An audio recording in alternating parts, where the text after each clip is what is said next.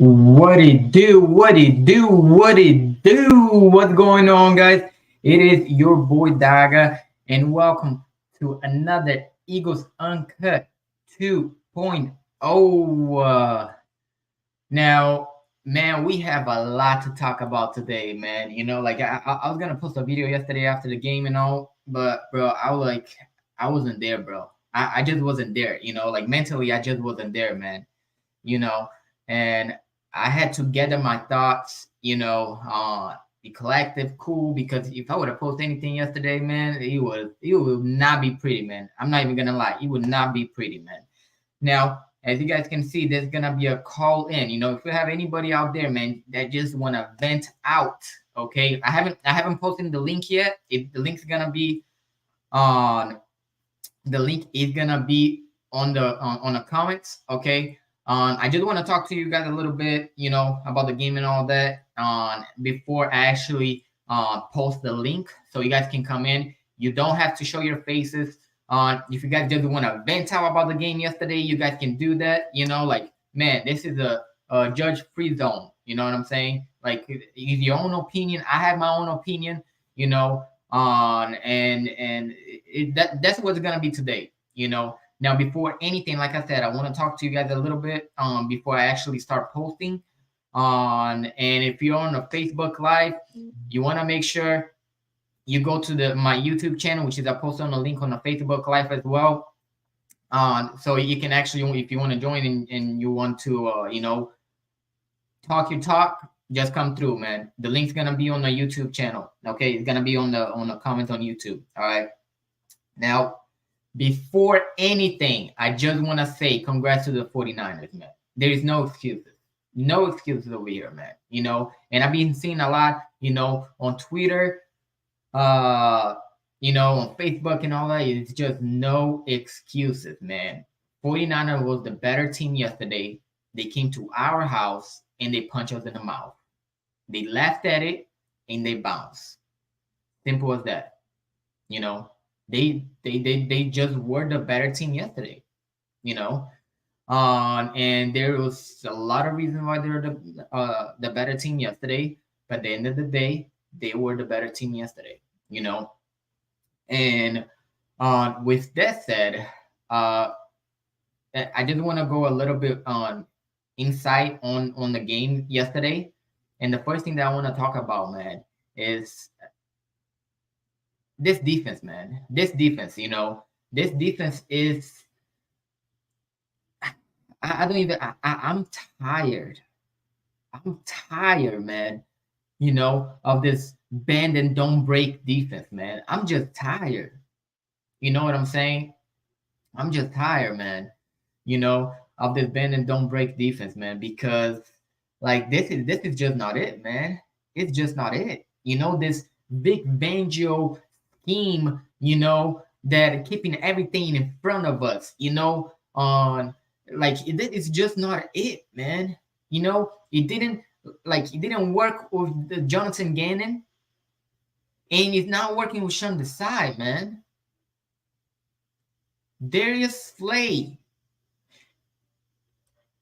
and James Bradbury, they're not zone corners, man. They're man to man. Whenever Slay is man to man, whenever it's Justin Jefferson or anybody, most of the time he locks them up. Okay. However, I cannot give them much credit or give any credit really, especially on the game yesterday, to Slay or James Bradbury or any of our defense. And one of the reasons is like, bro, missed tackles, man. Missed tackles. Okay. Like they missed tackles like crazy. And you know what, man? I'm just gonna post this over here right now, man. I'm gonna post it on the chat, man, because I want to hear from you guys as well. You know what I'm saying? Hold on, let me pull it up right here for you guys, and I'm gonna post it on the chat, man, because I do want to hear from you guys, man. What's going on, Quizzy? You already know, bro. I'm about to post in the link over here right now on the chat, man, because It's there, man. Anybody, like I said, you do not have to show your face or anything like that, man. If you just want to come in, vent out, you can just come in and vent out. You know what I'm saying? Like your opinions, judgment free zone, man. So I'm just gonna speak my opinions on what I saw in the game. You know what I'm saying? And like I was saying, with Darius, with Slade, man, and like. And I want to show you guys something as well, man. And I have to show this, because like Slay going after Seth, man, it's just not it, bro. It's just not it, man. But let's hear what Seth had to say after the game yesterday as well, man. Because he spoke some facts over here yesterday. Listen to this real quick, man. Listen to this. Samuels ran through this defense today without an iota of fear whatsoever. The first kickoff, he brings it 10 yards out of the end zone and runs it almost back to the 30-yard line, and everybody ran down there acting like they were afraid to put some wood on him. Hit him on his damn knee and send a damn message already. But you know what? They play like that all day long. All day long. Disinterested. Our corners are as disinterested at tackling someone, as a young kid coming out to play football for the first time. They want no parts whatsoever. They want to push a guy out of bounds, or they want to try to trip him up, but they will not come up and put their body on somebody and tackle him. Okay? The only guy in that secondary that will hit you is Reed Blankenship. Everybody else on that defense, if it's not the defensive front, if it's not the front five, they don't want to hit nobody. They don't want to tackle nobody. And tackling is an attitude. Deebo Samuels wanted to stay up today more than the Eagles defense is wanting his ass on the ground. Plain and simple. Now, there's not just this one, but I want to show you guys something as well, man. I got to show you this as well. Okay, so this is what happened as well on yesterday, right before the game. Okay, so this happened right before the game as well, man. So pictures before the game. That single green jersey surrounded by white. Pictures before the game. That single. That's two things that I wanted to talk to you guys about, man. Because quite I said, bro, we got killed in the middle of the field. That's fact, bro. And I'm gonna be talking about the linebackers as well, bro, because this is crazy, man. Murrow had 170 yards put on him. That's crazy, bro. That is crazy, man. Like I was saying, those two videos right there, he goes hand to hand, man.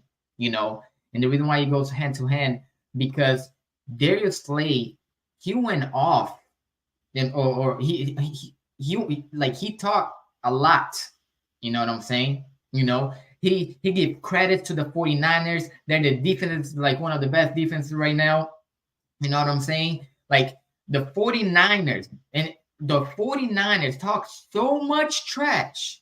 Talk trash about James Bradbury and talk trash about the Eagles, period. The Eagles, period, throughout the offseason and even coming before the game. All right. Now, you come in a game, on a warm-ups, and you see the only guy over there with James Bradbury play, or anybody. Why the hell did nobody come through for James Bradbury right there, man? You know what I'm saying? It's like whenever Deebo was talking trash, why you're not backing up your brother in battle? Because James Bradbury is your brother in battle, man. You know what I'm saying? Why you're not backing him up? Instead, like, you're just too nice. You're too nice. Nowadays, I don't like, especially on our Eagles, we don't have no Brian Dawkins, bro. Like defenders that want to take like their souls. You know what I'm saying? Like what Brian Dawkins used to say, man. Everybody's too nice. Exchange jersey after the games. You know what I'm saying? Everybody's way too nice. Nobody want to tackle. Seth didn't say no lies, man. Seth said no lies. Because the corner, they don't want to tackle. All they want to do is push people out of bounds. I don't see nobody trying to freaking hammer someone. It's really hard to see someone trying to. The only one that I see sometimes do it is Reed Blankenship and Sidney Brown. Sidney Brown is a freaking rookie, man. He's a rookie. Quest said several was in line about us not wanting to tackle. Slay led the team in tackles that game with 5. He did, bro. But look at the way that he's tackling. Just look at the way that he's tackling, man. You know, like nobody's trying to hit nobody. Especially if you just push someone out of bounds, they consider that a tackle. You know what I'm saying? They consider that a tackle, bro. And nobody really want to hit. What's up, Daryl, man? Long time no see, bro. You know, I hope everything's good, man. We're in the same division. We can go to the NFC Championship together, you know, but we wouldn't be able to go to the Super Bowl, you know, against San Fran, bro. We might see a rematch on the NFC Championship. That's for sure. You know what I'm saying? But Super Bowl, we'll probably be playing either the Ravens or the Miami Dolphins, man. Tell you the truth, I really believe we're probably gonna be the Ravens. I'm not gonna lie. Brother said Sidney and Blankenship are our best tackler. Yes, they are, bro. Yes, they are. And I appreciate 5 people in the chat, man. Like I said, if you're on Facebook Live, man, and you want to come in, share your thoughts, just go to the YouTube. The link's on the description below, you know. And the link is on the chat as well on my on the YouTube channel. All right. But like I was saying, man, Slay, like you can't be talking all that smack, man. You can't be too nice to all the players, man. Because guess what? You know what the 49ers did? They dressed up in black. They dressed up in black. The whole team before they came in dressed up in black. Before the game, even I talk crap, man. They dressed up for their own funerals. Because I was hyped before the game. But in all reality, they dressed up for the Eagles' funeral. Because they punched us in the, they came to our home. They punched us in the mouth. They smiled. They laughed at it. And they bounced. All right? Simple as that. Nobody deserved credit yesterday except Jake Elliott. Okay? Jake Elliott, no matter from where, no matter the time we need him, he's always clutch. Okay? Hurts doesn't deserve credit yesterday. This offense didn't deserve credit yesterday. Defense doesn't deserve credit. O-line show up. I'm not going to lie. Now on the run blocking, they were horrible. But on pass blocking, they were really good. Yesterday, they were really good. Because Jalen Hurts had a lot of time in the pocket. However, our receivers was not getting open. They were not. You know what I'm saying? Bro, this person in so many levels. Bro, so many levels, man. So many levels yesterday. Between freaking Greenlaw pretty much trying to punch the security on the face by body slamming Devontae Smith as well to the ground. You know what I'm saying? By talking mad trash throughout the game. On the beginning of the game, if you see, like, they were tackling and they were talking trash. They were tackling, they were talking trash. Even though the first quarter we dominated, they were tackling, they were talking trash. From the second quarter on, the 49ers dominated. And instead of us tackling, we were missing tackles.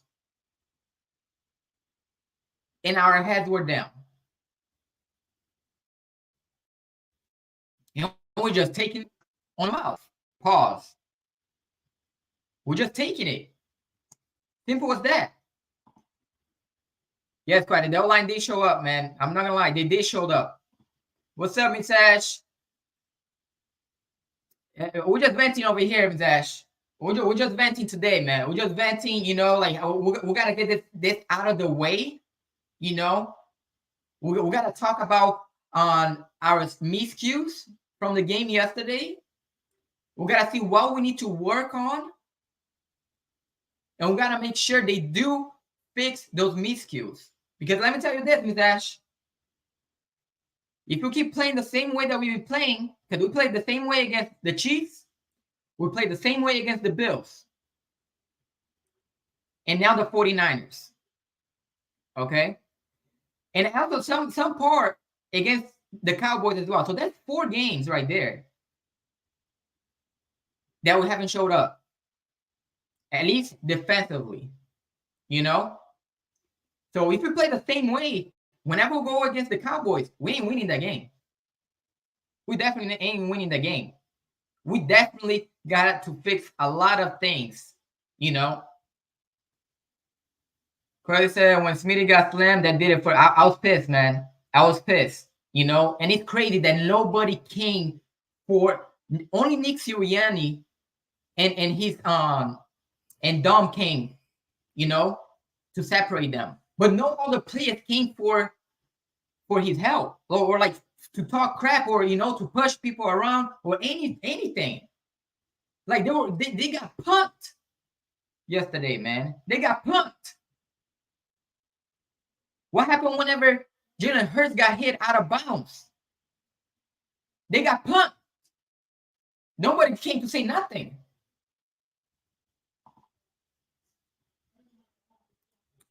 Misaj said, at least they were tackling. Are you talking about the 49ers or the Eagles? Because the Eagles didn't tackle.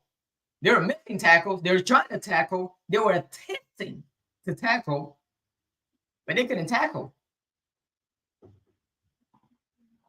So we look crazy. I can't lie. I was not expecting that. I swear. I was not. I don't think nobody was, Ms. Ash. I'm not going to lie. I don't think nobody was expecting for us to play the way that we're playing.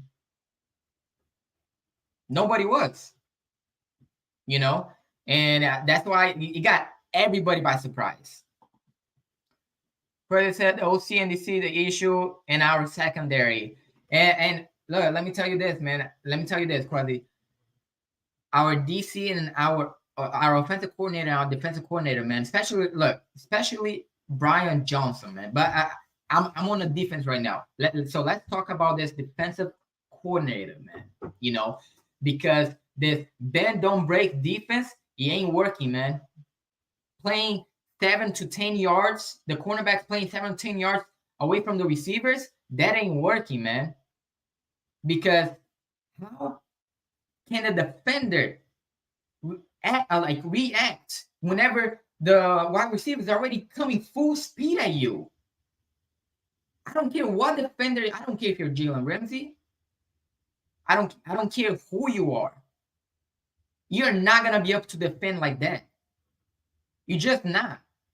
Plus, Darius Slay and James Bradbury, they are better at man-to-man than zone coverage.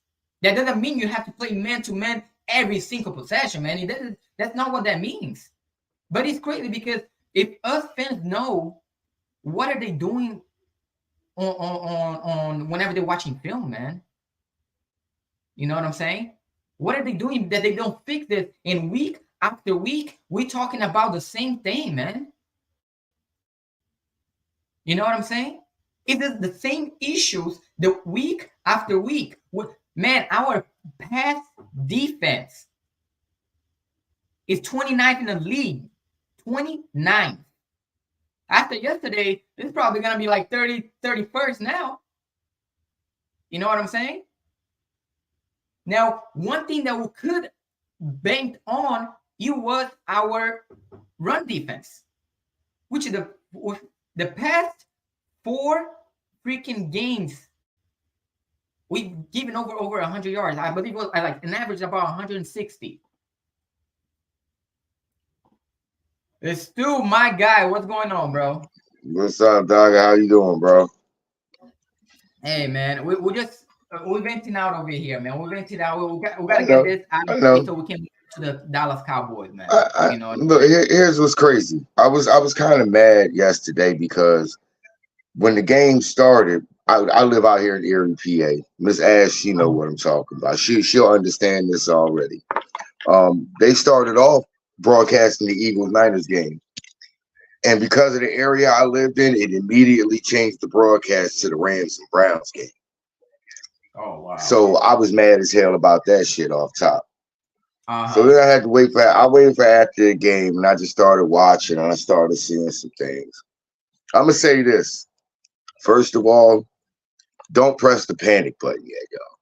Press the pause button on a lot of our expectations for the postseason. But don't push the panic button. If we come out next week, if we go to Dallas next week and we get handled next week, then you can press the panic button. But I heard you say earlier the wide receivers weren't getting open. Okay, fair enough.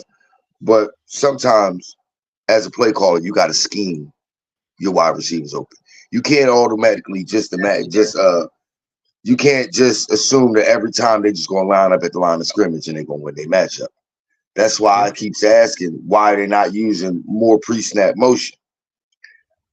My main problem was they don't use the run game enough early in the game. And this game, Stu, freaking on Swift had 6 carries, bro. The whole freaking game. That's why I say the run game. See, this is what I hate about what the organization does when it comes to hiring coaches.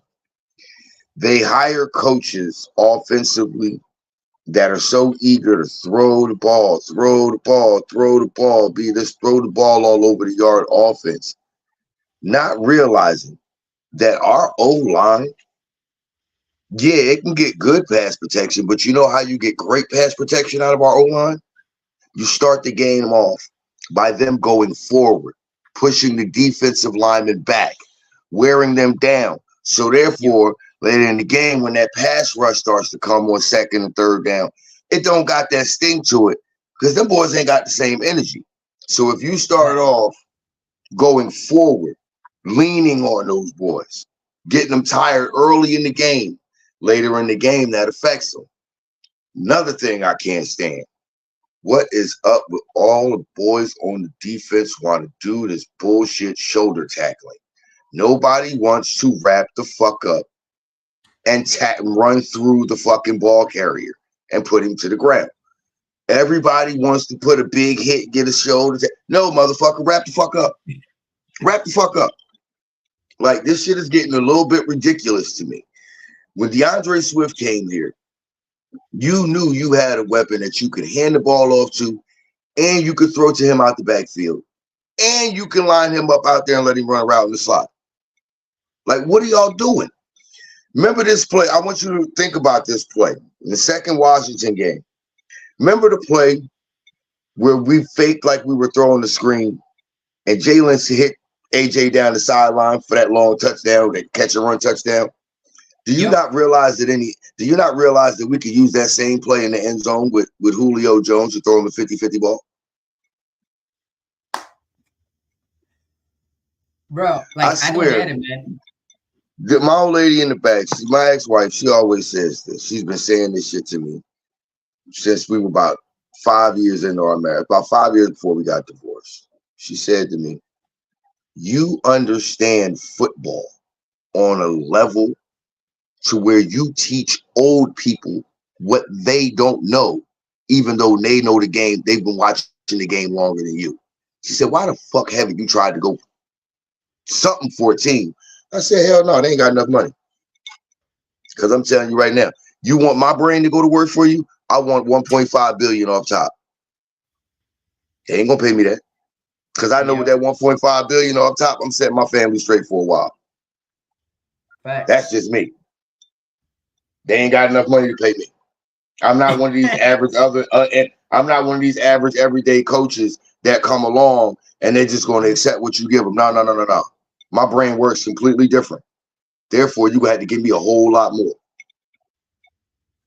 I feel you, bro. And that's the thing too, bro. Like, because I feel like we've been talking like I've been, against Brian Johnson for I think so, like probably since week 2 or week 3, man. You know what I'm saying? I've been on his ass, man. And Oh yeah, I like at this point, like you said, I'm not on panic button yet.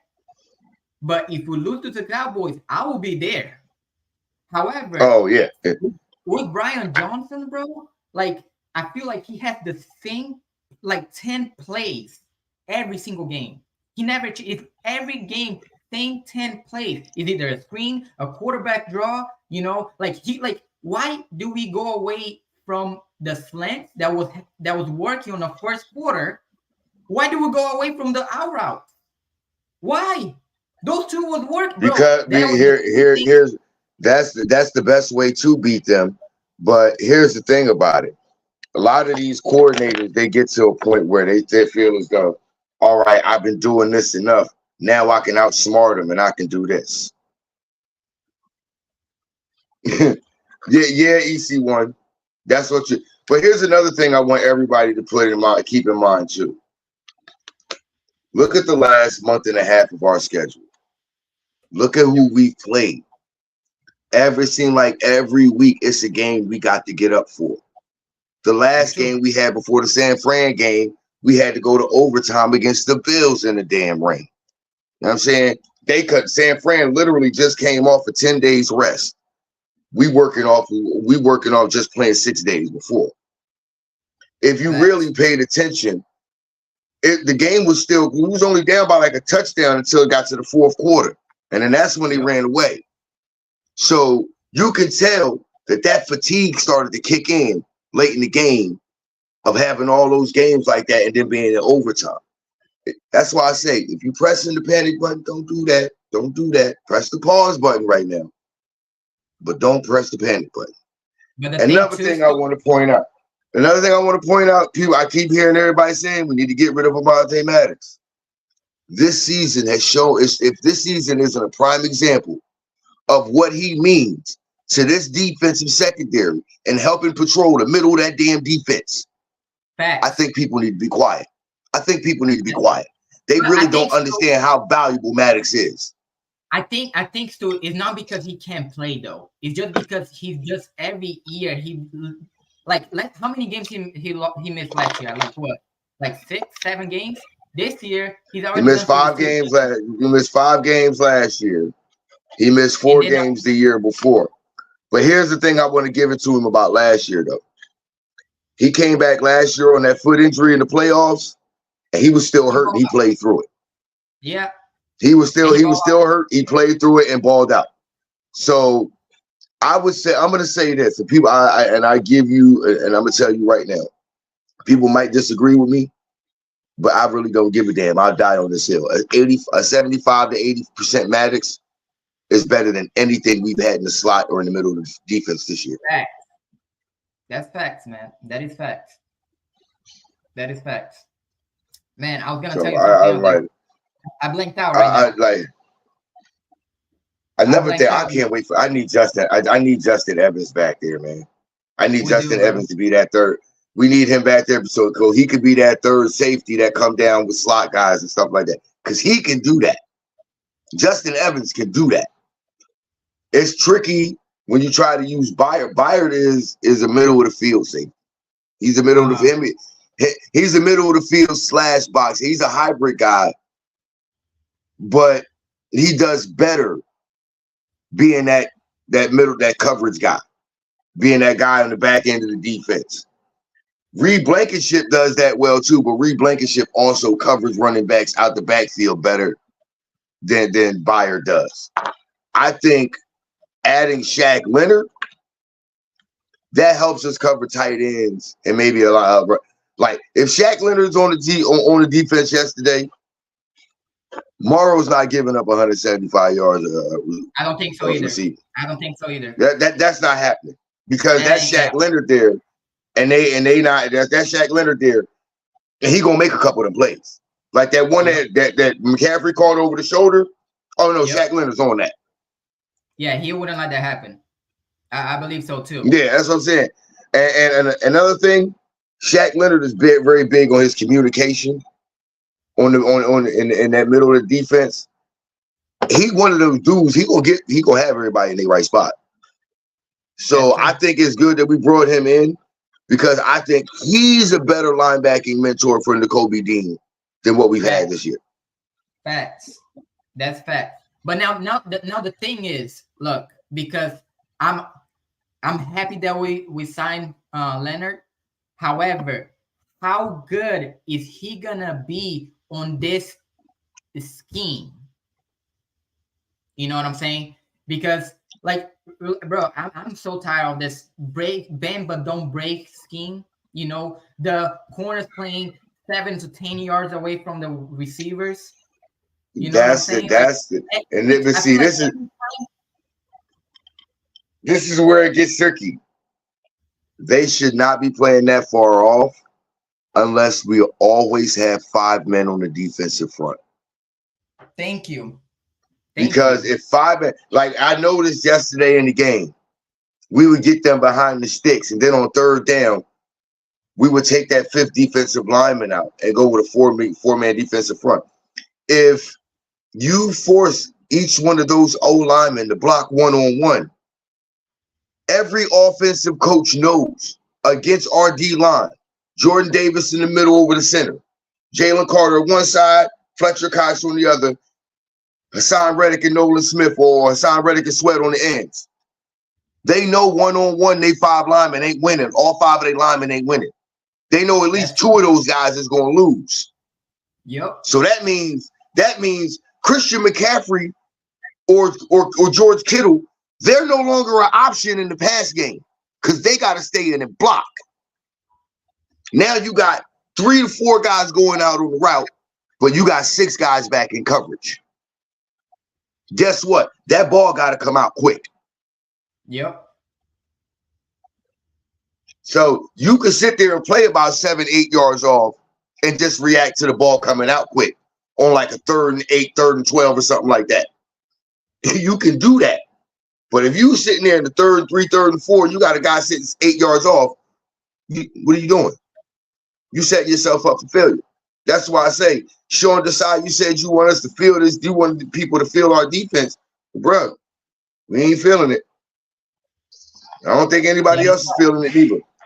It isn't, man, and I feel like it is not the same pretty much as what it was on Jonathan Gannon last year as well. You know what I'm saying? And the thing is, with Jonathan Gannon, I feel like our defense, it's good though. Our personnel, it bailed him out a lot. And this year, we're not bailing out Sean Desai. Bro, we are 29 on pass protection. Our bread and butter is running run protection, which in the last 4 games, we're averaging the other team, they're averaging 160 yards on the ground. That's because hold on. The last game against Buffalo, though, that was mostly Josh Allen. The running backs was held to less than 3 yards to carry. So that was just mostly Josh Allen getting out and scrambling. But they don't have good running back either, though. I just did a lot. Good running back, which Isaiah Pacheco, he's a pretty good running back. Christian McCaffrey, he's a really, really good running back. You know, now the good thing about next week against Dallas is that we're playing Tony Pollard, which he's a good quarterback, but he's not Isaiah Pacheco and he's not Christian McCaffrey either. You know what I'm saying? Man, true. Listen, I did a live stream, right? And no joke, Morrow was tackling a dude. Like he, you know how you have to wrap guys around the waist? He even do that against Debo. The first missed tackle, he was trying to hug the dude. I swear to God, he was trying to hug him. Like we got to work on tackling. They playing 2-hand These guys can't tackle. They playing 2. They can't tackle. They playing 2-hand touch, bro. Like, they playing 1. Hey, hold on. AEC1. AEC1. They playing 1, 2, 3 hole. They playing 1, 2, 3 hole, bro. I watched Slay run and try to race Debo to the end zone. Just hit him, right? Because if you hit him, we have a 21-13 ball game. And we can't even do that, man. Well, it's bad, dude. I'm not saying it's the end of the world. But here's an interesting stat, though. I'm going to give y'all an interesting statistic that y'all probably don't know. What, 6 carries for Kyle DeAndre Shannon. Swift? No. This ain't got nothing to do with. If in those first 2 drives, notice how we went up 6-0. Yep. This is why I put my indictment out on Brian Johnson. If we go in and we get touchdowns there and we're up 14-0, do you know Kyle Shanahan coming back from a 7 points or more deficit? You know he's 2-37 in those games. Yep. So if you were up 14-0 going into the second quarter, I guarantee you we win that game. But That's where my indictment is on. That's where my indictment is on Brian Johnson, because you got to call better plays down there in the red zone like that. It's true. Not only that, It wasn't even Brian Johnson.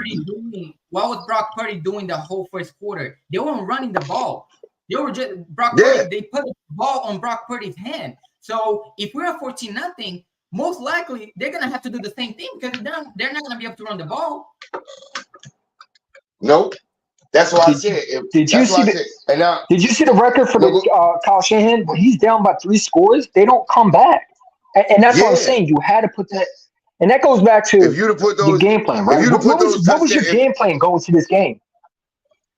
Like I feel like we're seeing 2 different game plans being displayed on television, man. I feel like we see one Nick Sirianni calling the plays, and I see Brian Johnson calling, but I don't even know which one's calling the plays. I see both of them have. Damn it, I look at it like this. I feel like I look at it like this. EC1, let's me and you, we walk up into the link right now, and we let them know we are relinquishing both shoulder side and Brian Johnson of their play calling duties. We gonna handle that. Man, we better do some some WWE stuff and just start body shaming. I swear to God, we could do a better job play calling and game planning for these goddamn games than they could. I mean, six carries for Swift, man. And then Nick Sirianni, what pissed me off is he telling me, personnel. Man, I don't care about personnel, bro. Run with Swift, man. Like, dude, I understand Gainwell's your number 2. I get that. But, man, you running him more like he's number 1 over there. Like 6 carries for Swift, man. When you didn't even try running the ball. We trying to be pass happy. And my guy Bobby Murphy said on my last stream, he said, we're not even going to run the ball. They don't want to run the ball. They want to be a pass-happy offense. I mean, they're dysfunctional.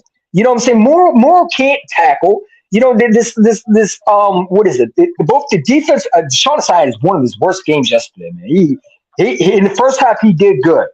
But in the second and third, why didn't you continue to put pressure on Brock? I saw Brock Purdy in the first half look like a scared little boy. And what happened? You made him comfortable. Hey, look, we can't even tackle. George Kittle wide open. Hold on. At one point, I looked at Brock Purdy and I thought I saw something running down his leg at one point. He looked real scared. I thought it was something running down his leg. And can someone tell me this one? Why are you putting Merle on Christian McCaffrey? Why didn't you put Byard on him? Not even that. You could have put Blankenship on him. Blankenship covers running backs out the backfield better than everybody. That's true. I mean, dude, we look like it's like when a team comes to disrespect. Did you see how they ganged up on Bradbury?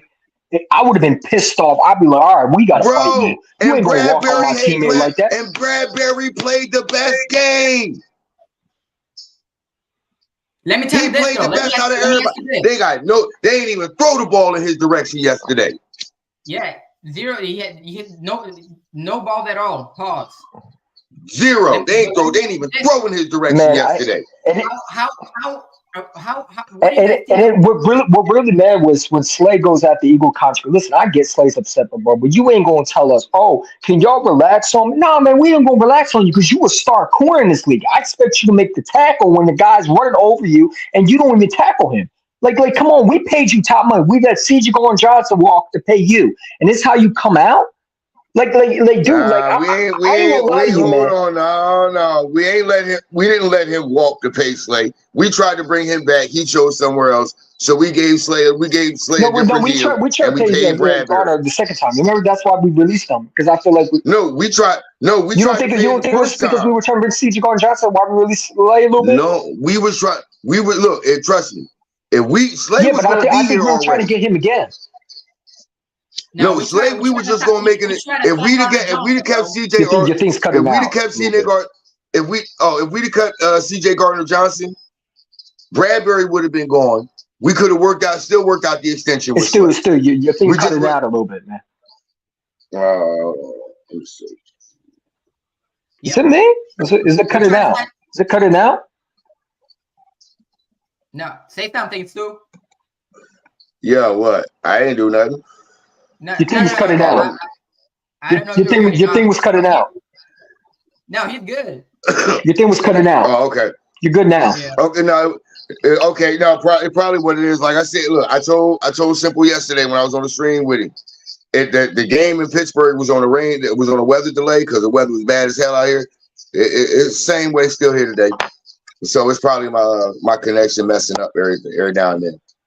But yeah, I'm gonna say is this, it me, man. or is it? Am I the one cutting out? Am I the one cutting out?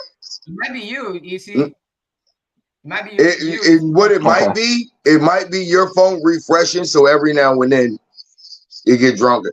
But see, they could have dinked and dunked. We could have dinked and dunked the whole damn game and beat these boys. You want to know why? Let me show my laptop. I got my laptop. Time of possession. Mm-hmm. You keep them off the field. Offensively, they're out of rhythm. You keep the ball. You got the ball the whole game. They sitting over on the bench out of rhythm the whole time. All you doing is you're making that defense tired. Then later on in the game, maybe they fatigue would have kicked in. Yep. But that's the thing too. Look, and that's the thing. There you go. This is what I wanted to tell you, Stu. That we were talking about the defense and all that, bro. Look, on like how you said that the defense is fatigued towards the end of the game, which is true. Yeah. However, we're not on getting the ball on third downs, man. We're not getting off the field on third downs. This is true. And I told you why. But I told you why. If you notice, first and second down, 5-man front. On third down, he takes that 5th defensive lineman off. Now their O-line can double team block our 4 guys. Now they can do that. Now Purdy's got time to sit back there and just pick apart the open spots in the defensive secondary. Instead of keeping that 5th man out there, forcing that center back in the quarterback's pocket, forcing it back in the pocket into the quarterback's lap, forcing the quarterback to make a quick decision to get rid of the ball quicker. 9 times out of 10, he making a mistake. Mizash said they didn't have to. They dinked and dunked the whole game. Yeah, they did, man. They did not throw the ball towards James Bradbury. I think they throw towards Slade. I think like maybe 2 times, 2-3 times. You know, they killed the middle of the defense. They killed the line. They targeted our linebackers and safeties. Yep, that's what they did. Now, how confident are you guys with Leonard signing on and this scheme that Sean Desai has? How confident are you guys that there actually can be a turnaround on defense? I ain't gonna lie to you, man. I'm not. Sean Desai got to call a better game, man. After I saw that, I'm hoping that he calls a better game because that was atrocious. Bro. Thank you. I mean, the first half you had Brock Purdy. You had Brock Purdy rattled, man. Go ahead. Yeah. And the way I see it, one man coming in, we should not count on that one man being a damn savior. Coaching matters. Your scheme you call matters. Putting your positions putting your players in position to succeed, that matters. So regardless of what happens, it's still on these coordinators and coaches to make sure we're in the right position to succeed, regardless of what anything happens. Whoever comes in, it don't matter. Yeah, I feel you, man. And Misash said the offense didn't help with the 3 and out so fast either. They knew that the D was tired and wore out. That is true, man. That is true, Misash. Mm-hmm. You know, is this better? This offense, like it didn't go up yesterday, man. And it was a lot of time. It was because of the scheme that Brian Johnson is calling, man. Like I saw some of the highlights, man. Like he wasn't talking about this too, right? Freaking players open either, man. You know, I was talking about this too, right? And I think Stu said this earlier. I think Stu said this earlier too, right? Is it Brian Johnson or is it just the fact that like you know, I think Smithy Eagle said this too, right? I think you need to give him some help, right? Everybody wants him fired. Like, okay, if you fire Brian Johnson, like, and this goes back to if you fire Brian Johnson, who are you going to replace him with? Nick Sirianni? That's going to be your offensive Exactly. Like, you're going back to square one. You're back at square one again. It's like if I'm the Eagles, I would go get a Jim Caldwell. I would go get someone to help him out. Maybe help him with game plan. Like, all right, that's not a good call, man. Don't do that again. Help him out. Hey, you know what? You're right. And you know who she should call? The one person that he praises the most. Old Frank. Frank Wright, yep. Frank Wright. I mean, call Frank. Call Frank. Hey Frank, I need you to help us. I need you to help us be an offense. Hey, look, I'm gonna say, hey Frank, we need you to be an offensive consultant on game day. Help us come up with a nice little game plan or things that might work in our favor and stuff like that. Tell me what you seeing from the tape that you watch. Stuff. Hey, everybody seems to forget. Everybody wants to look at Frank Wright and just look at his last 2 years, his last year in Indiana and then this year in Carolina. Does everybody seem to forget Frank Wright went to the playoffs with Jacoby Brissett as his quarterback? Mm-hmm. Does everybody forget that? Everybody forget that? He had Jacoby Brissett as his quarterback and went to the damn playoffs. Stu, you missed the Twitter circle. There was one guy who was saying we shouldn't bring Frank Wright. We should bring the other guy. You remember I mentioned in Buffalo? I was laughing. Ken Dorsey. Another Eagle. Man, look. He said, "Ken Dorsey." Bruh, look. Man, I prefer Frank Wright, man. Give me Frank Wright, man, over that. Over Brian Johnson, bro. You know what else? You know who else I call before I call Ken Dorsey? I'll pick up the phone. I'll call Deuce Staley. I'll call Deuce Staley before I call goddamn Ken Dorsey. Because at least, you want to know why? Because at least Deuce Staley wouldn't forget about the goddamn run game. Thank you. That's true, but he, we do might. He would make sure DeAndre Swift carried the ball at least 15 times a game. Well, I mean, not only that, he might bench Gainwell, so maybe. He might. Matter of fact, I guarantee you, he would probably promote Rashad Penny to running back too. I don't know about you, but I'm getting sick of Gainwell, man. I ain't gonna lie to you. Like, listen, I think Gainwell's okay, but man, you treat him like a number one running back, man. I don't like that, bro. 6 carries for Swift, bro. What are we saving him for? Dude. Like 6. Our running back of the was it really just 6? a running back. I think we had 10. Like literally, look. Here's what's so funny. Before I put Kenny Gainwell on that goddamn field, I would rather give Boston Scott 30 carries a game. And we saw Boston Scott one time, man. I would give him more carries, man. I would rather see Boston Scott carry 30 carries a game before I give another one of DeAndre Swift's carries to Kenny Gainwell. Facts. This shit is absolutely ridiculous. If this dude has carried the ball so little, and he's still top 5 in rushing in the damn league. But you don't want to give him the ball more? I know why they won't give him I know why they're not going to give him the ball more. I know why they're not giving him the ball more. Y'all want to know? Because they're trying to re-sign him. How we want to bring him back? You think how we're trying to pay big dollars for that? Exactly. Man, if I'm Swift, do I want to come back because you're not using me?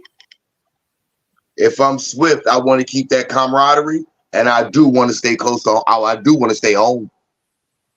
But if I'm Swift, do I want to go somewhere where they're not going to use me, or do I want to go somewhere where they're going to use me a lot? Hey, I got. You know what? I got a longer career. Hey, guess what? My career might be extended longer. I might be able to get even more contracts because there's less wear and tear on my body. I'm just trying to say this as a running back perspective. Do you want to go to a team that don't really use you? Oh hell no, hell no! Believe me, personally, I'm like, give me the rock, son. Give me the rock. Right. I'm going somewhere where they're gonna give me the rock. So why would you want to go back to field? Like that don't make sense to me because like if I'm a running back, do I want to go somewhere where it's like, all right, you think Gainwell is more of a running back than me? And Gainwell will be back next year. Like, we're going to lose Swift and Penny, so who's going to be a running back? Gainwell? He has one more year on his contract. Look, I'm gonna go. Look. I'm gonna think this. I'm gonna I'm going to think outside the box and try to be optimistic, even though I know there's absolutely zero chance of this happening. But I'm going to say that Howie Roseman, just for once in his career as the GM of Philadelphia Eagles, he's going to pay a running back good money to keep DeAndre Swift here. Man, wouldn't that be nice? That would be nice. Just once. Now, mind you, I know I am hoping beyond hope, and hope is the most endearing human trait we could ever have. Then he goes back to the. But I get it. It's a damn pipe dream. I get it. It's a pipe dream. But I'm gonna say how he does it. I'm gonna say how he does it. Now, because I'm sorry. This question over here, man, because like I don't know why we haven't used Rashad Penny yet. Man, they just need to release him. Do you see us using him at all the remaining of the season? Why is he on his team, man? Like I get okay, you know, you want to okay. I thought we were going to use him. I would use him in this game. You're not even activating him, but man, get him off the team, man. Stop wasting his career, bro. Let him go somewhere where they're going to use him. You know, so let him go to a team. You know, put him I know why they keep him. Why?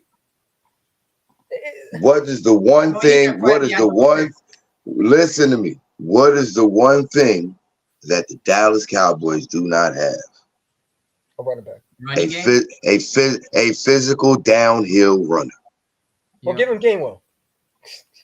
What is the one thing? What is one thing we have that we know sitting right there on our roster, even though we ain't using him, but he's right there? A physical downhill runner. We don't even use if he on our roster, he ain't on Dallas roster. Man, I don't even think we would use Walter Payne on the world. Listen, Walter Payne was our running back right now. I don't think we would use him either. I don't think we would use Walter Payne as a running back. He could be. Whoa. No, I don't think Howard would be that stupid. I think he would understand that he would have to use Walter Payton. I don't think he's gonna be that dumb. Right, man. Like I heard Nick Sirianni said today, right? Oh, it's personnel that we use. So you tell me Gainwell runs like you tell me you use. So you telling me that Gainwell does more things than Swift does? Okay, what does he do? I saw the guy couldn't even block really well because Jalen Hurts was still scrambling for his life. So all this. Hold on. From what I heard, Kenny Gainwell is supposed to be our best pass blocking running back on the roster. That's what they was telling me. That's what they was telling me. I kept saying, no, he ain't. I didn't see that. I saw him get bullied by whoever was. Bro, look, see, just you talking about it, I got to go make me another drink. See. like Eagles Uncut. I mean, they told me that Gainwell was a block. Where? If you want to hire a blocker, how about you hire JJ Arcega-Whiteside? Because he's a blocker too, right? I know, right? I mean, if you want to hire a blocker, let's just bring back JJ Arcega-Whiteside. And let's do this. Since we're not running the ball either way, why not put him in the backfield too? You know what I'm saying? We're not running the ball. I mean, you just want another blocker, just put him back there too. You know what I'm saying? Listen. Yeah. If we need another blocker, damn it, why don't we just call Jordan Matthews? There you go. At least that son of a bitch. At least his ass can run a route and get open in the middle of the field and catch most of the time. Man, did you see Quez Watkins trying to jump up and get the ball, man? Listen, man, you got to catch that, bro. Now here's another thing. Hold on. Speaking of Quez Watkins, there is a way we could use his speed. Remember how we always run that play where we either have Dallas Goedert or AJ Brown running across, and Jalen rolls out and he always tosses them the ball, or he takes off and runs or something like that. Did y'all ever realize that the side that they run to, especially if we fall to the other side of the field, if he's running over to that right side, do you realize that Quez Watkins has the speed to where he could run a nice little 7-yard and then 7-yard dig. And once he gets past, because remember, once Jalen and everybody starts drifting this way, the coverage is going to go over there. Defense, if he's the only one with his speed going back the other way, and he cuts what I like to call a rat tail route, He cuts what I call a rat tail route and cuts right up the field. Now you got nothing but probably 75%. They don't think like you did. They don't think like that. That's why. Look. This is you hear what I'm saying to y'all, right? You see how I just said that, right? Out of nowhere. This is why I say I'm gonna need 1.5 bill at signing. That's what you. If you want me to work with you I ain't even got to be a play caller. I'll sit there and I'll just design plays for you for the next 10 years. But I need 1.5 bill. Hey, give Eagles uncut the defense, man. Because the defense corner, man. Hey, sit this one out, man. I got defensive shit in here too.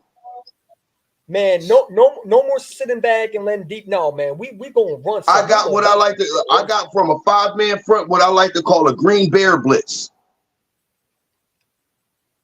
From a 5-man defensive front, and all you need is that one linebacker. You drop 5 men in coverage, 6 men coming, but you don't know who that 6th man is.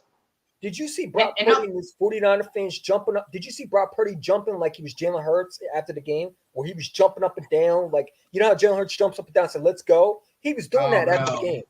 Yeah, I want y'all. Listen, y'all. This is why I say don't press the panic button. This is why I say don't press the panic button, because remember, first of all, y'all have to understand what we've been dealing with for the last month and a half.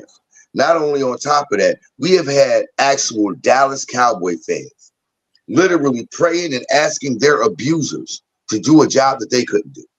They have literally been asking, they've been sitting here the past few weeks begging for other teams to beat us, the 49ers, the Chiefs, the Bills, everybody to beat us. Why are you begging when have you ever heard the abused ask their abusers for assistance? When the hell that happened? Where they do that at? I ain't never heard that. So here's the thing about it. Now all of that emotional thing, all right, that's over with. But here's the problem. This can go one of two ways. Either A, we go to Dallas and it's a tight ball game and we just pull it out at the end. Or we go to Dallas and we so pissed off we put the Stomp Johnson on their ass in their house, go up in their crib, kiss their woman, pull her panties to the side and make them bitches sit in the corner. What if that happens? Man, you're gonna see me celebrate. Then we back. I'm not gonna lie. But you know, you can also see this, right? Dallas comes in there, we still look like we haven't fixed things, and they blow us out like they did in San Fran. That's a panic. You know, I would not surprise me if Deebo Samuel does. That's when the panic button hits. But here's the thing. I think everybody's pissed. I think the defense more than anything is too pissed off for that shit to happen. Oh, you see Fletcher Cox? Look, if anything, yesterday's game, if you want to put it in, the defense is so pissed off. Did you see Jalen Carter crying on the sidelines? They think he was crying because he was sad. No, he ain't sad. He angry as a motherfucker. Yep. He angry as fuck. I'm sorry, Dallas. I'm sorry, Dallas. Y'all got a fucking problem on your hands. But here's the thing. Y'all got a problem. I don't think Jalen Carter knew how intense this game was. And now he no, it's not even that. Well, Jalen Carter ain't had nothing to do with it last year. He wasn't in it. Exactly. Yep. But they kept so you know what I'm saying. But here's the thing about it. Now his only taste of it is that. Think of what he getting ready to do right now. Think of the anger that's in him and what he finna do. He ain't trying to go through that no more. And you know, everybody want to talk about his tears. Listen, I like a guy who sheds tears. That means he gives a damn. I wish Darius Slade would shed tears too, because he was making me shed tears watching him. I ain't gonna lie to you, bro. Missing tackles left and right, and you trying to do a relay race with Deebo Samuel pushing him in the end zone instead of you wrapping around like. I'm gonna make a suggestion, y'all, and I'm gonna see if y'all with me on this one. And I might be in the minority, but I really don't care. But I'm in favor of benching Bradbury and letting Keely Ringo play. I'm a bench. Can we bench Slade too? Because he's not showing. No. No. The reason why you can't bench Slay, the reason why I say bench, I'm only saying bench him as a wide receiver too. But you know what you can do with him? He can be that third safety. He can be that third safety. Slay? Bradbury.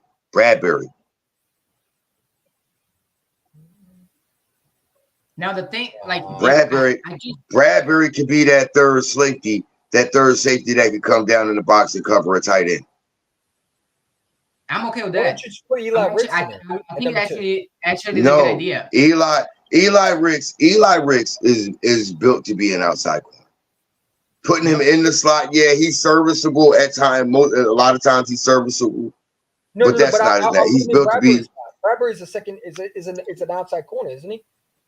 Yeah, but Bradbury he's a boundary side corner. That's what Ringo is. Ricks is like Slay. He's a play side corner. That's what he does. He would be better at play. If Eli Ricks were playing over in Bradbury's was playing over in Slay spot, I'm telling you. Put it that way, man. You better chill out. If you, I'm joking. No, I'm just saying. No, I'm not saying. I'm not saying bench him. I'm not saying bench Slay for him. I'm just saying him playing on that side over there where Slay plays, he will be a lot more effective over on that side than he is over on Bradbury's side. Man, Bradbury and Slay. Keely Ringo over on that side. That's where Keely Ringo on Bradbury's side. That's his natural side of playing corner. He won 2 national champions. He won back-to-back national championships playing that side like Bradbury. If I'm benching Bradbury, I'm benching Slay too. Because there's no point in putting another guy. I'm trying to. But here's why you don't need to bench Slay. He needs to be benched. Though. He's been horrible. because he now. You got to think the reason why they play that off coverage like that is because of Bradbury. They know Bradbury playing press coverage is subject to get beat deep. That's why they play that soft coverage.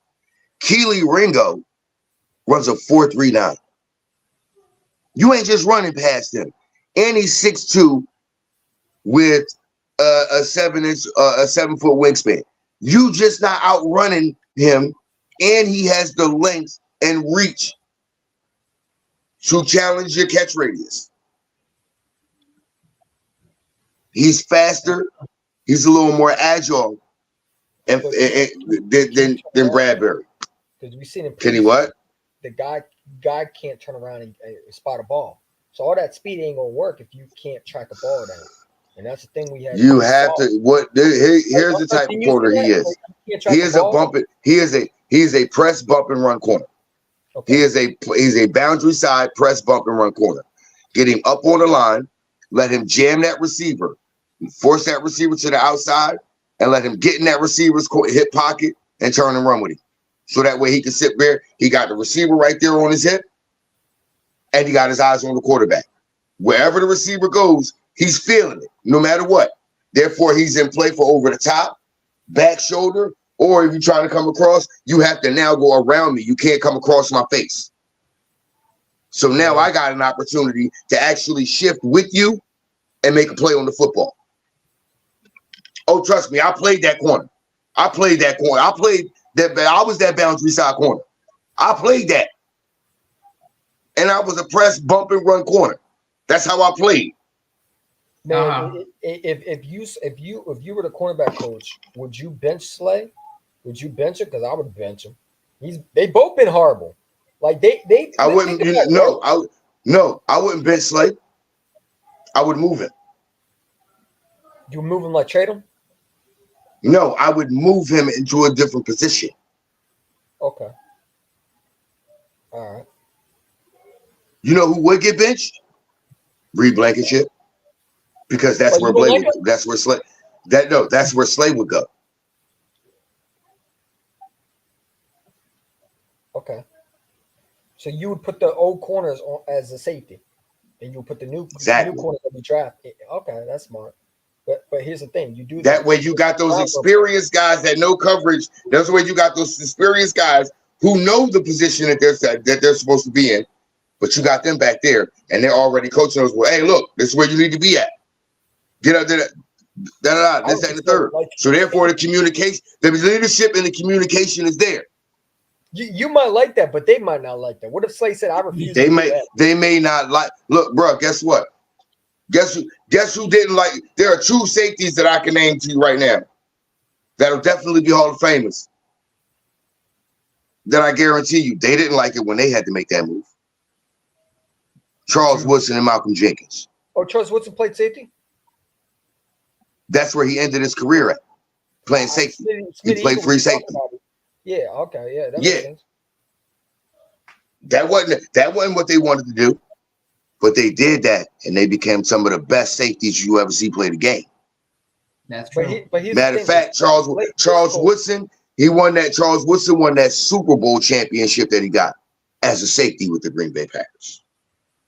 Yeah, but we don't have defense genius like that, man. We got Sean Desai. Yeah, we have Sean. Yeah, man. We got Sean Desai and freaking and. Hey! Did y'all not hear me earlier? Did y'all not hear me earlier? I want $1.5 billion and sign it. Man, this is what I do. If you say this is what I do. This game is what I promise you. For the first 5 years of our marriage, she's tired of me now. We ain't even married no more. I'm her home health aide. I'm her best friend. Bro, she's still tired of me talking about how much of all of this shit that's in my brain now. She was tired of it 6 years ago. And I'm still doing it. She's happy now that I get to come on live stream and talk about it with y'all. Because I don't got to talk to her ass about it no more. I got some fellas I can talk to about this shit. Right. She like, well, I don't want to know this. All she want to ever hear from me about football. Did the Browns win? Did the Browns lose? Man, 9 times out of 10, if I say the Browns lost, she expects it. If I tell her the Browns won, why does it feel like wow, good. Us, man? Why does it feel like it's therapy hour for us? Like we're 10-2 and we're acting like we're 6-5, man. It's like therapy hour for bro. No. Eagles Uncut. Did you watch Simple Stream yesterday? You was on there yesterday when I was on stream with Big Simple yesterday. Yeah, I was there. What did I say yesterday? I said, I don't give a fuck if we win or lose. I hold that L. I'm still holding that L from the number 1 spot, bitches. But it's not the loss that I don't mind the loss. It's the way we lost. Everybody, it's the way we lost, and I get it. But like I said, look at the last month and a half we had. Look at the games that we had to play and the teams that we had to face. We was bound to lose one of these motherfuckers, and the game was close until the 4th quarter when you could see the fatigue after all that stuff. You could see that really start to weigh in on our team, and it just got out of hand from there. Man, did you see? We was down by like a touch. We was literally down by like a touchdown until that point.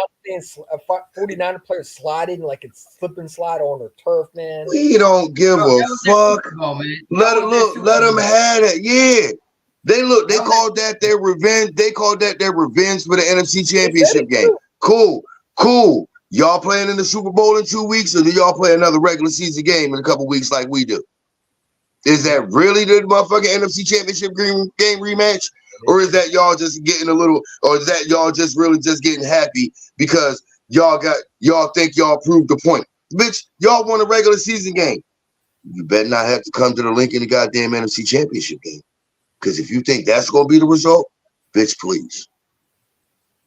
And let me tell you something as well. Let me tell you something else on top of this, man. You know, we have the Cowboys right now on Sunday.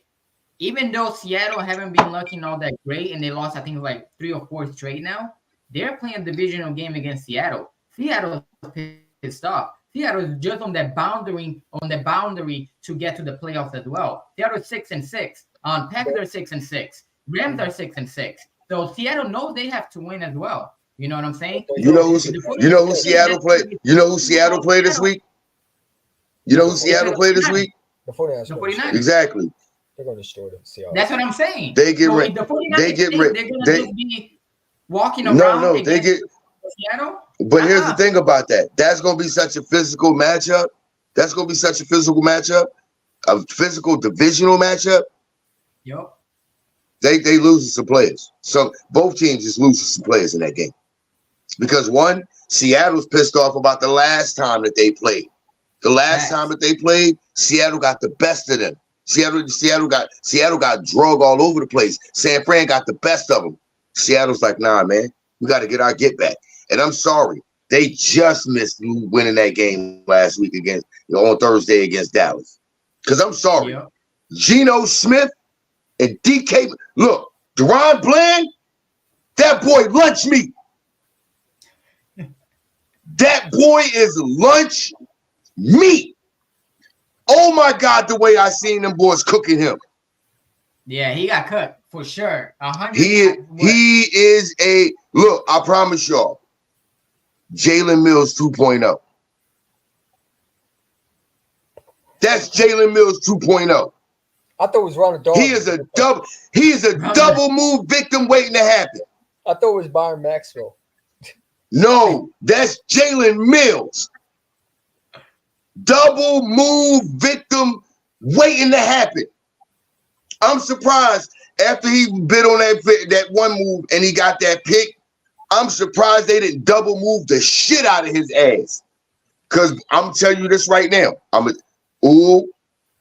If y'all pay attention to the last game against the Eagles, that goddamn touchdown today, that Devontae Smith, double moved him.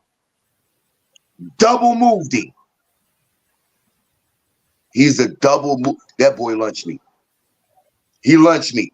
I don't care which one of them boys he guarded. He lunched me. But you know who else lunched me? Our corners, because guess who we're playing this week? CeeDee Lamb.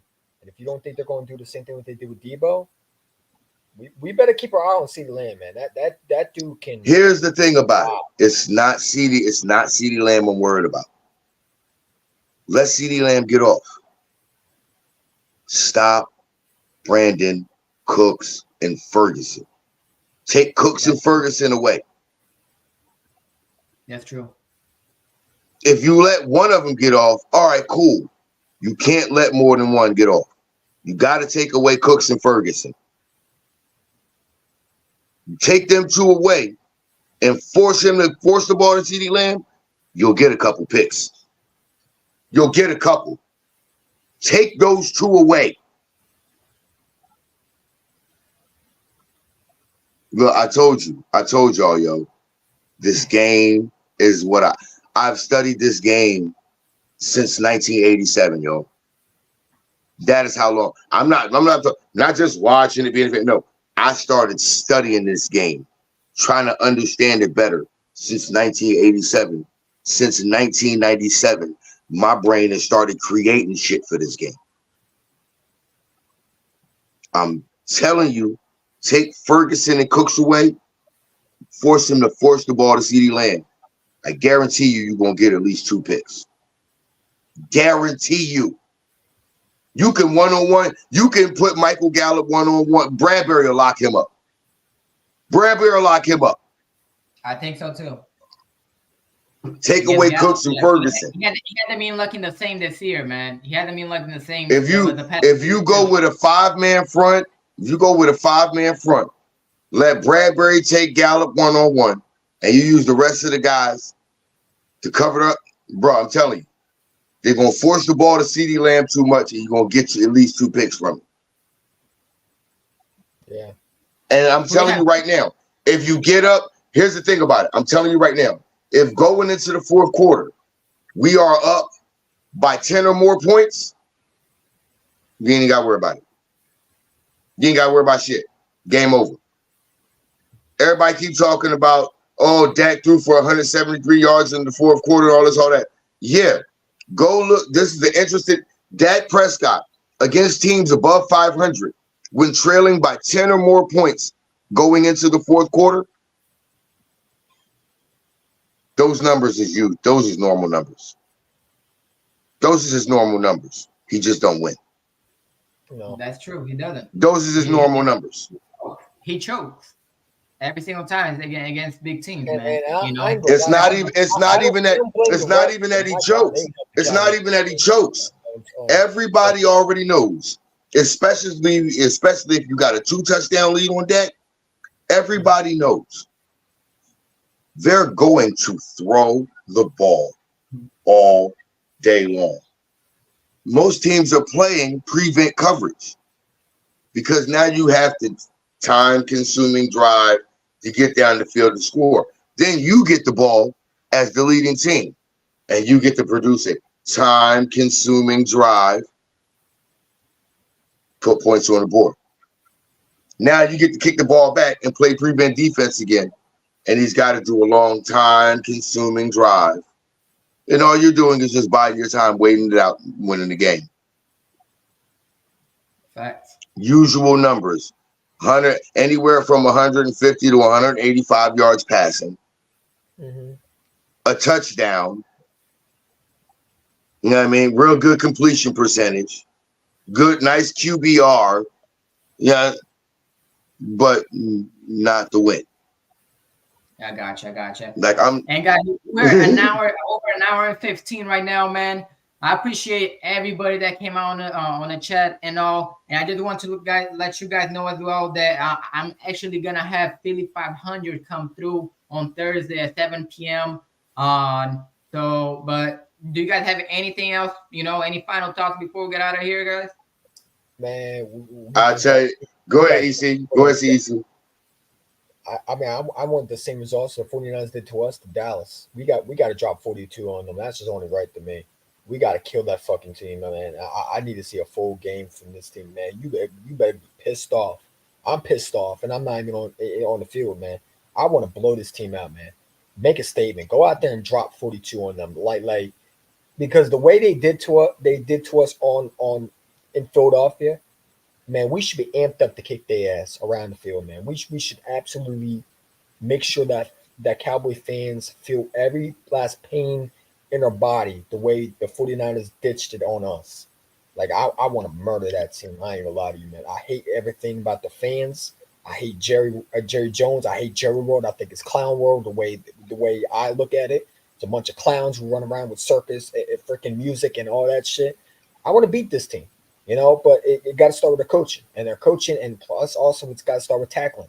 Shaq Leonard helps a little bit, but again, it's going to come down to your coaching, man. We got to kill this team, man.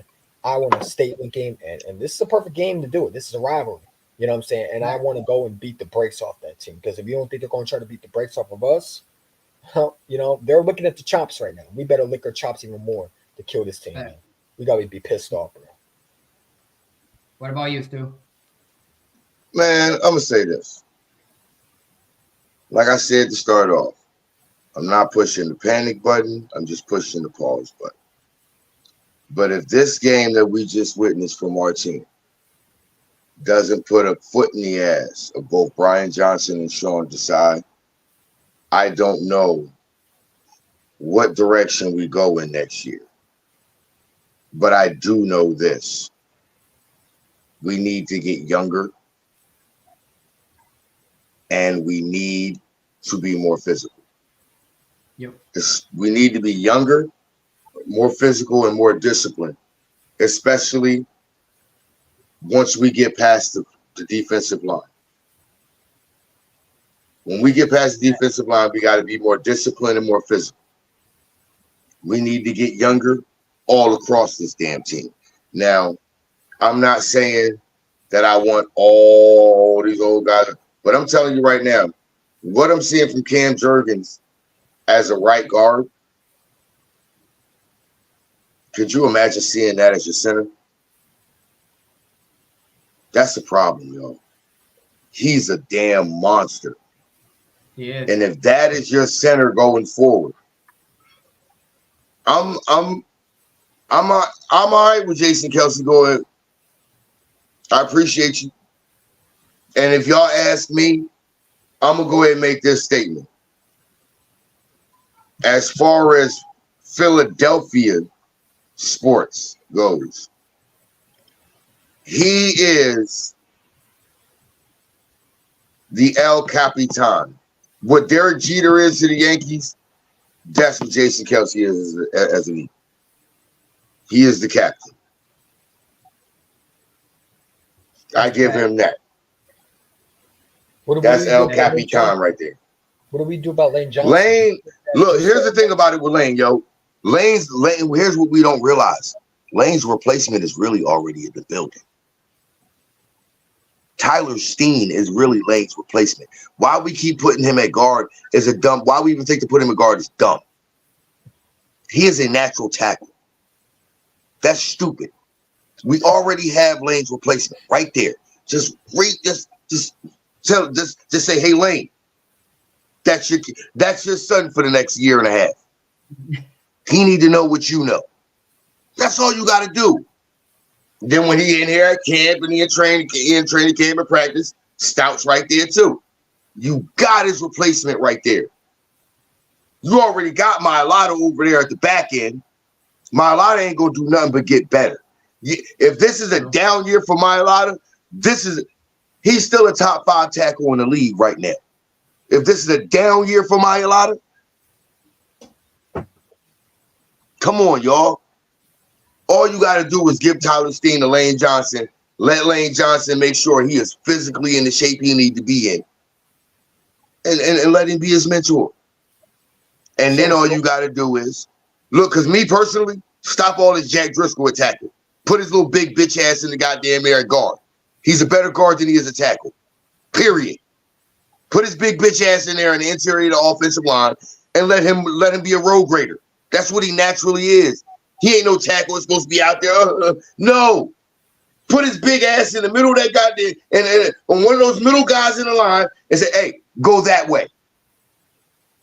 And watch what happens. So what are you doing? Watch what happened. What are we doing at draft next year? Like I know it's far away from it, but do you go young at corner or do you trade for a corner? Yes. Nope. Hold on. You say, do I go young at corner, drafting one, or do I trade for one? Do you trade for one like a Patrick Surtain or a Johnson, the Bears corner? Like, because we know Slade Bradbury might not be back. We know that's not going to happen. Now hold on. I don't want him back. Keep him away. Which one? All right, hold on. You're asking me, am I trading for Surtain or Johnson? Mm-hmm. Or you? If I'm trading them. Or you trading for a corner? Are you trading for a corner? Like I don't see no corners coming out in this draft. There's the Georgia corner that's coming out. What's his name? There's the Georgia. He might not even go first round, bro. That's what I'm saying. I'm talking if I'm drafting a corner, I want a blue chipper. I want somebody that's coming in day one starter. If I'm not getting that in the draft, then I'm trading for one. And if I'm trading for one, I'm trading, and you said Johnson or Surtain, I'm trading for Pat Surtain. And I'm adding Bradbury into the trade. I'm adding Bradbury into the trade for the simple fact that now Slade don't got to be corner. That's the dude that's coming out next year. I'll look into him, but I'm not seeing a blue chipper, bro. I don't see no blue chippers. You can hit. He can hit. That ain't what. Look, if I want, okay, cool. You out there on the corner, you can hit. Can you cover, bitch? That's the thing. I don't need to see you. I don't need to see you always hitting. I need to see, can you go man to man with the bill? Can I put you out there on the top dog in the NFL and you hold your own man to man? If I'm drafting you in the first round, that's the dude I'm looking for. And if you ain't that dude, right now, man. You know what I'm saying? But see, I would trade for Surtain and I would add Bradbury as a part of the trade, because then now what I'm doing is Bradbury becomes CB2. I mean, Slade becomes CB2. No, Slade got to go, man. No. That's why you putting I'm putting him not. He's not a CB1. He's CB2. Man, you're putting now. I'm trading. If I'm playing for Pat Surtain, I'm putting Pat Surtain. He's too old to be CB1. Yeah, not CB2. Does he want to be CB2 though? It don't matter what he want to do. You getting paid good money. You better take CB2 and shut up. Yep. You You got can no pay. choice, You man. can pay. You can pay good money. Take CB2 and be quiet. Get over there, Yeah. What if he doesn't do that? bitch. I can get What rid are of you you, gonna do? Yeah. but I know I got a CB1 over there. Pass Surtain the second. I That know I shit- got that. Surtain's a beast, man. It's a beast. And if you don't want to play CB2, guess what? I got full confidence and faith that I can make sure I get Keely Ringo up to speed to be that CB2 over there because he played just like Bradbury. He's just faster and more athletic. Keely Ringo. And I know I can, and I know for a fact I can put him up there in press coverage and he gonna play press, bump, and run. And I'm gonna get something out of him. I know I'm gonna get good play out of him. So, Matter of fact, he played. I gotta That get was out of it. here, That. Yep. I appreciate, Go ahead. Hey, you coming through, man. You know, I'm probably gonna do another one Always. next week as well.